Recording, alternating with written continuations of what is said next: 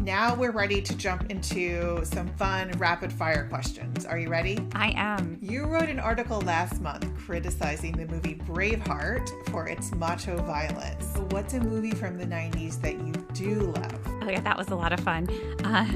Triggered Ted Cruz just a little bit. Just a little. Freedom! Yeah. So I'm going to cheat a little bit here because I have to go 2001 Legally Blonde. I would always say that to Alex when he was at Harvard. He was like, oh, what? Is it hard? You got into Harvard Law? What, like it's hard? What is one thing that you weren't expecting about writing a best-selling book? So I'm a scholar, and I'm used to spending years in archives and then years just in isolation writing, and I'm pretty comfortable with that existence. So I wasn't prepared for the personal connections that first people would feel towards the book, but then also feel towards me. And so I kind of thought this book was going out into the world. I didn't realize I was coming along with it. It's wonderful. I've met so many amazing people, heard so many stories, but I still have an introvert side, and that part is struggling a little bit, even though on Twitter you wouldn't know it. You recently took a road trip where your daughter wanted to listen to nothing but Taylor Swift. So relatable. Now that you're an expert, what is your favorite Taylor Swift song? This is a really hard question. And so yes, it's my 8-year-old who's a huge Taylor Swift fan.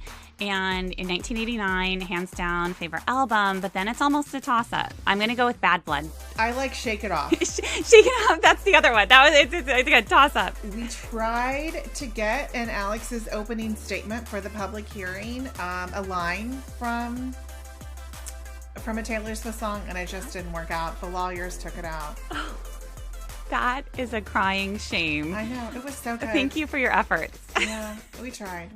If it was up to you to choose the music for the next road trip, what would you listen to? So my kids never let me listen to U2, and that's so telling. I mean, of course I like U2. I'm a white Christian progressive woman of a certain age, and so U2 it is, and they just make me change the music every time. Bono and Taylor Swift, they go well together. You use a lot of GIFs on Twitter. Do you have a favorite? Anything Kristen Bell and Buffy. My identity is somewhere between the two. If the apocalypse comes, beat me.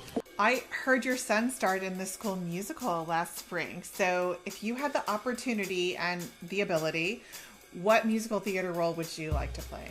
We're going to have to allow for a little gender fluidity here. Mandy Patinkin's Che Guevara from Evita. So it has to be that version, and it has to be Mandy Patinkin. I was obsessed with Mandy Patinkin for probably the first 2 decades of my life. Can't go wrong with that. And he's still great. I'm still obsessed. He is. So. I know. He's amazing.